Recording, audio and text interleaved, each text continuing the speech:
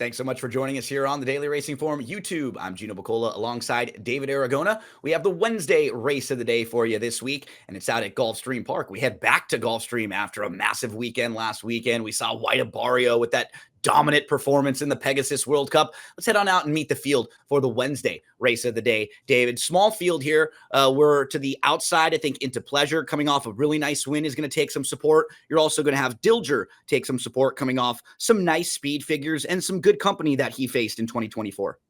Yeah, you mentioned that big performance from White Barrio. It was a big Saturday for Safi Joseph in general, and he'll try to continue that momentum in this Wednesday race of the day with Dilger, who's probably going to be a pretty short price in this spot. If he repeats either of his last two efforts, he's going to be a handful against this field. Let's take a look at the Timeform US Pace Projector. And remember, you can get those free past performances for every race of the day right on the front page of DRF.com. So it doesn't look like there's all that much early speed. I think it would be probably between the three, Great Lilo, and then the outside with Into Pleasure seeming to be the one with the ones with the most natural early speed in here.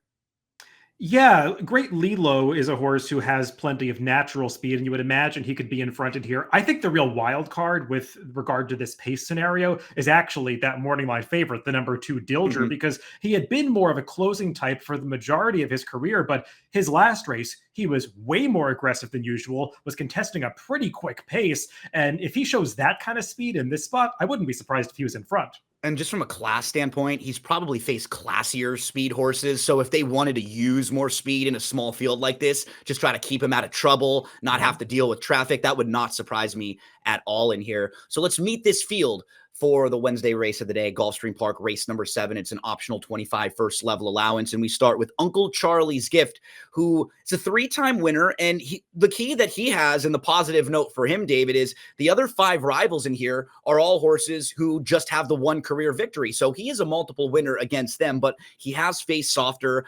Even most recently was just third against $35,000 claimers last time out. So this is going to be tougher for him. He'll probably make an excuse or two, was in a little bit tight in his most recent start, but definitely feels like one of the longer shots in here. Yeah, this is a horse that I was chasing last summer at Saratoga. Kind of had the opinion he was better than his first few performances at Finger Lakes and Saratoga made him look. And he did deliver a victory paying $20 at Saratoga in September, but that was against conditioned claiming company. And he hasn't really progressed since then. This is just a way tougher spot. Number 2, Dilger is grade 3 placed, but he has not raced since September. Did face older, but has not defeated a field of older. So that'll be, I guess, something he has to check off the box in here. You were mentioning how Joseph had such a fantastic Saturday, and he won the big one with White Barrio. So when you look at the company that Dilger has faced, though, I mean, that Lexington race has come back really strong now when you go through some of the runners in there, finish in front of horses like Illuminaire and Valentine Candy, both who would probably be pretty short prices in a field like this. So just from a company standpoint, he really fits. And I think you were kind of hitting something important on the pace of the race. If he's just a little more forward in here and sitting in the top 3 and not too far out of it, he's probably going to be pretty tough to hold off. Yeah, it was kind of surprising to see him as aggressive as he was through the early stages of that Harrods Creek Stakes last time, because it's not like Tyler Gaffalione was sending him forward. This horse was just pumped up and wanted to be part of the pace that day. And you mentioned those 2 horses that he finished ahead of, Illuminaire and Valentine Candy. They were the other 2 pace players in that race. Dilger put them away, got run down by a couple of closers late, but those 2 horses that he defeated came back to earn buyers of 98 and 99, winning their next start. So that certainly flatters Dilger's form. One word of caution with him is that he was entered in the Perryville the next month after that, was a vet scratch. A rare vet scratch where he was declared unsound that day, and there are protocol the horse has to go through to get back on the racetrack after being declared unsound by a vet in a scratch situation. He appears to be working well since then, got some time off, but just something you want to consider with a horse that's going to be a short price. Yeah, maybe a little gap, I think, from December 14th to January the 4th. So maybe 1 or 2 got pushed back or something, but he's come back with a couple nice ones since, and he certainly looks like the class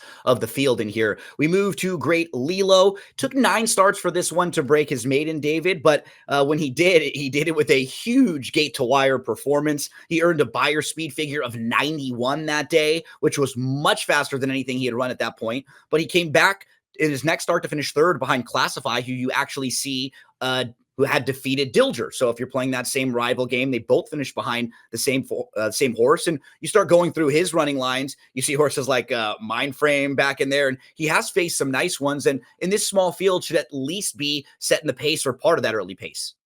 Yeah, if he repeats that maiden victory two back, the 91 buyer, he's going to be a handful for everybody, including Dilger in this spot. It's just hard to know where that really came from because while you are right that he had faced some good company early in his career, he wasn't really finishing off his races and just seemed like a different horse when he broke the maiden two back. Came to get back against winners last time and faced a good horse, but I didn't love the visual of that race because he was getting out pretty badly around the far turn and just didn't really have that same early foot down the backstretch. So I wonder if he's just kind of this one-hit wonder horse that we're not going to see that explosive performance from again.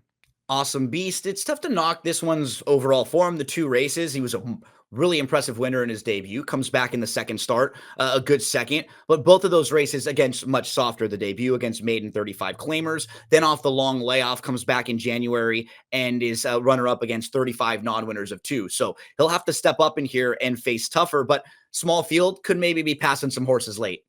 Yeah, we'll take a look at the replay of his last race, where, as you said, he was beaten as the 4-5 favorite. And actually, the horse that is going to hold him off here was 60-1. So, not exactly flattering the form that he got beaten by a horse that was completely disregarded by the bettors. And looking back at the form of this race, it's kind of hard to come up with that 60-1 shot. But Awesome Beast, he is at least finishing well. What I don't like about him is that in both starts so far, he's gotten away from the gate slowly. And that could be a problem here in a race that doesn't appear to feature that much pace. Small field. I think he has the lowest buyer top in the field too, so he'll have to improve. And then the trip may not necessarily be in his favor here. We get the Top Gun Rocket, another one who took a while to break the maiden, but put it all together last time out. And when you go through the body of work, it's not as if he's run a bunch of bad races overall, David. He just hadn't gotten into the winner's circle, coming off of consecutive runner-up efforts, and I think 4 straight races where he'd finished in the money and then finally put it all together. That was at Churchill on November the 22nd. How do you think he stacks up here with this group? Yeah, I don't know if he visited the winner's circle willingly last time, because when you're watching that race, he pops out at the top of the stretch like he was odds on to get the job done, and you're just waiting for him to go by the leader and waiting and waiting and waiting, and he didn't do it until they finally got to the finish line and just barely stuck his head in front. And that's kind of the story of this horse's career. He gets there in the stretch and just doesn't really seal the deal. He's come to the 8th hole with the lead a couple times and has given it up late. So I do think that turning back to sprint distances has worked for him, and he's kind of blossomed as a closing sprinter. Just feels like the kind of horse that's way more likely to pick up a mine reward than make it 2 in a row. And we round out the field with the number 6 Into Pleasure, who is now going to make his 3rd career start. The debut showed speed before fading, but we saw the major improvement in career start number 2 when he was actually able to sit off the pace a little bit. He actually had a good start. He backed off to 3rd, just off the leaders, re-engaged 3 wide bid at the top of the lane, and he defeated a couple of next out maiden special weight winners. I think one of them got a big buyer speed figure in doing so. So David, drawn to the outside in a race where there's not that much early speed on paper, he feels like one of the top players in here. Yeah, his last race has come up strong with the runner-up was Tucky coming back to win in a romp, getting an 82 buyer. The 4th place finisher Tucson came back and won on the all-weather surface at Gulfstream, but did so with a 98 buyer. So that's been a proven strong race. We'll take a look at the stretch run for Into Pleasure, and I just like the way that he ranged up wide, traveled well. Takes a little while to change leads on the stretch, but eventually does get over to the right lead at about the 8th pole and is able to put this field away. A big step forward from his debut. He's listed as a new gelding for this race. I think he was probably a gelding for this most recent start that we're taking a look at, because you look at when the gelding is listed in the form the day after this win.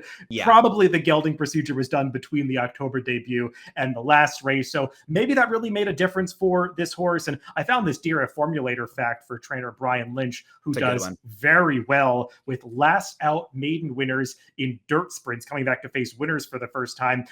7 for 16, 44% with a healthy ROI. Don't think this horse is going to be that big a price, but it certainly gives you some confidence that he's going to run well facing winners here. Yeah, just gets a good feel of where the horses fit after they have performances like that. What level should they step up to next? So we round out the field with Into Pleasure, and then we move to selections, David. So how are you going to stack them up for the Wednesday race of the day?